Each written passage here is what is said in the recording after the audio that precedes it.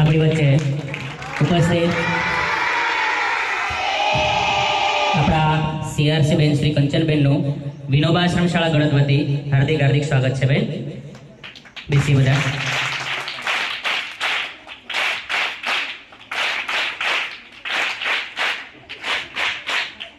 સરસ.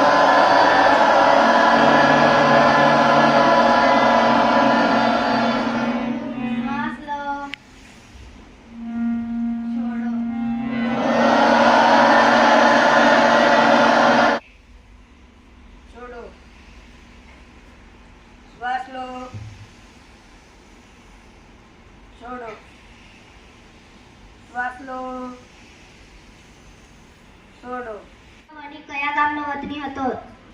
રિંકલબેન. ધૂળો કયા ગામમાં જવા નીકળ્યો હતો? ભૂપેશભાઈ. રસ્તામાં અંધારું થવાના કારણે ધોળા સાથે શી ઘટના બની? ધ્રુવીબેન.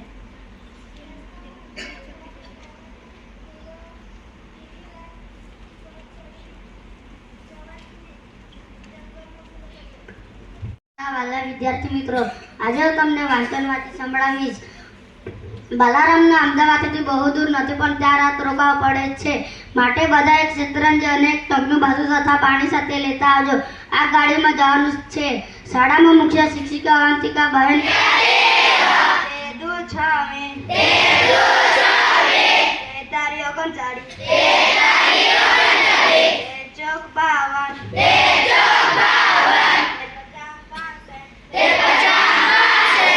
તથા મારા વહાલા વિદ્યાર્થી મિત્રો, આજે હું તમને જ્ઞાન ગોષ્ઠી પૂછીશ. કોની શાખા કસ્તુરીની જેમ મહેકે છે? ધ્રુવીબેન. વિદ્યાર્થી મિત્ર, આજે હું તમને જ્ઞાન ગોષ્ઠી પૂછીશ. લેખક નવા સંકલ્પો ક્યારે લે છે? રૂપલભાઈ.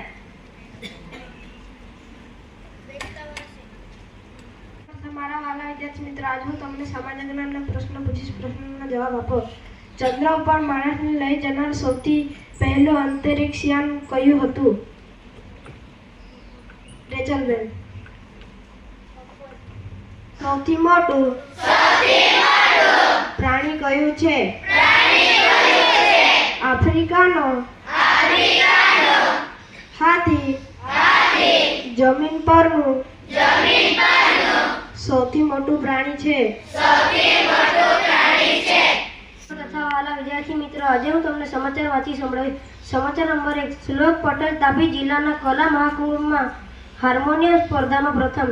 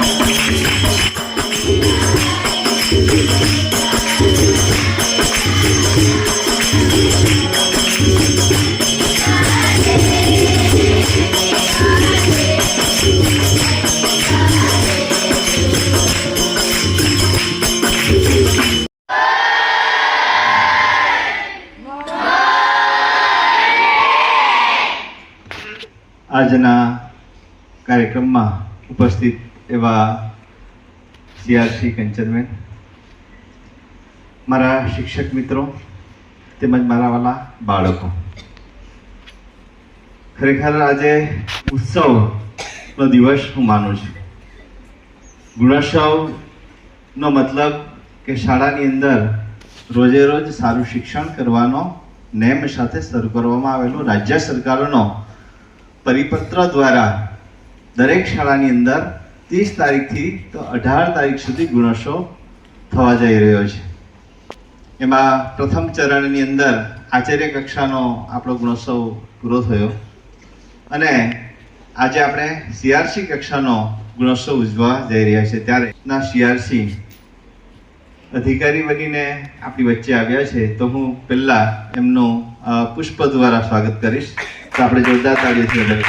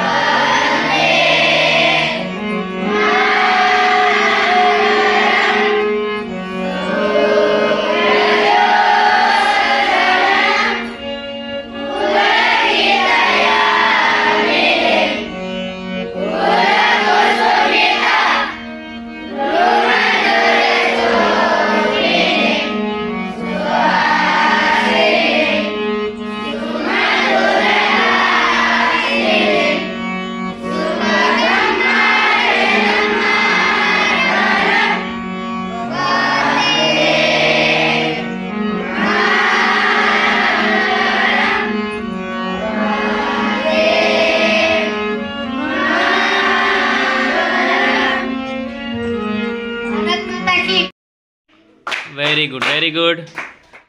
ઇમોશનલ વાળા સ્માઈલી આપેલા છે, જોયા તમે? સ્માઈલી થોડા બાજુ અંદર સ્માઈલી આપેલા છે 1 2 3 4 5 6 7 ને 8 સ્માઈલી છે. કેટલા છે? તો આ પાઠની અંદર આ જે એક્ટિવિટી જો તમે ક્લિયર કરી જાઓ તો આ બધા જ સ્પેલિંગ સાથે તમને આખા બધા જ જે મૂળ છે એ બધા તમને અહીંયા જોઈ શકાય છે. તો દાખલા તરીકે આયુષભાઈ છે, બરાબર? આયુષભાઈ ખુશ છે. કેવા છે? આયુષભાઈ ખુશ છે. એટલે એને આપણે શેનાથી કયા સ્માઈલીથી ઓળખીએ? એટલે H A double P Y happy એટલે ખુશ. એટલે આયુષભાઈ ખુશ છે તો કેવો મૂડ થાય? સ્માઈલ કરે ને. આયુષભાઈ સ્માઈલ કરે એટલે આયુષભાઈ ખુશ છે. અને આ આયુષભાઈ ઠંડીમાં બેઠા હતા અને કોઈ ઉપરથી બરફ નાખ્યો તો શું થાય? એને અનુભવ થઈ ગયો, અનુભૂતિ થઈ. કેવી થાય? થાય ને, અનુભૂતિ થાય. એટલે એનું મોઢું થોડો અનુભૂતિ. કોલ્ડ એટલે ઠંડુ ખરું, પણ કોલ્ડ એટલે અનુભૂતિ પણ થઈ શકે. આનાથી તમને સ્પેલિંગ પણ આવડે અને આનાથી તમે અર્થ ને ઉચ્ચાર પણ ને મૂળ પણ તમે ઓળખી શકો. ત્યારબાદ મયંકભાઈ લોનેલી બોય. કેવા? લોનેલી એટલે કે એકલતા, એકલવાયુ, કોઈની જોડે બોલવું નહીં, આવા મૂળ હોય ત્યારે એને લોનેલી. ખરેખર મયંકભાઈ છે એવા નથી, પણ આપણે આના દ્વારા શીખી શકીએ આવો પણ મૂળ આપણો ક્યારેક થઈએ તો આને આપણે લોનેલી તરીકે ઓળખીએ છીએ. પછી અરુણભાઈ આપણા મિત્રનો બર્થડે હોય. શેની હોય?